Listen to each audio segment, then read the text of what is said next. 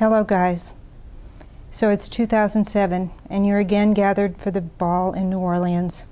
And again I'm far away, thousands of miles away.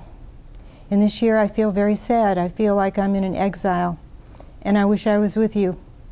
I think of you all the time. I know tonight your costumes are beautiful. I know tonight you're having a wonderful celebration. And I'm grateful if I've in any way inspired that celebration. In my dreams, I walk the streets of New Orleans. In my dreams, I go back to the house on First and Chestnut where I lived for 15 years. I sit in that garden and I think about Lestat, and I think about the Mayfair witches, and I think about all the characters that lived under that roof with me, all the characters that slept under that roof when I slept there, as I thought I would until I died.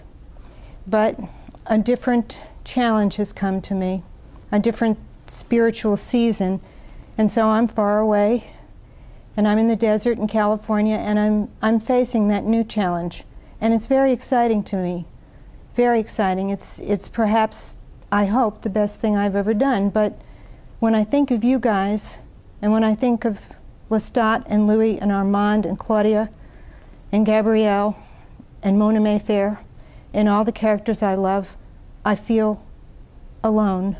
And I feel sad, but I feel very, very happy for you tonight. And I hope you'll hoist one for me, and you'll think of me out here.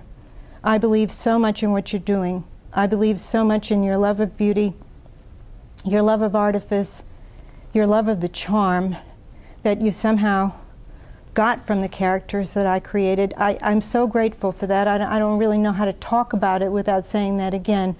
But I believe, again, in all that you're doing, in your great celebration of the sensual. I want to read you one paragraph from The Vampire Armand. Of all the books I wrote, I think The Vampire Armand is more about what the vampire metaphor means to me than any other book.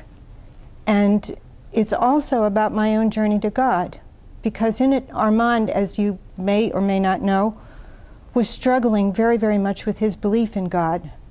And this paragraph is very brief. It's the paragraph, it's just a few paragraphs really. Marius, the oldest vampire, the master vampire from the Roman times, has finally made Armand into a vampire, pretty much against Marius's will. And now Armand opens his eyes and he sees the world with the changed blood. And I want to read this to you because I want to read what Marius says to him. First of all, Armand speaks. He says, "The blood filled me so that I could take no more. I stood before my master. In his face I saw but the hint of weariness, but the smallest pain in his eyes. I saw for the first time the true lines of his old humanity in his face, the soft, inevitable crinkles at the corners of his serenely folded eyes. The drapery of his robe glistened, the light traveling on it as the cloth moved with his small gesture.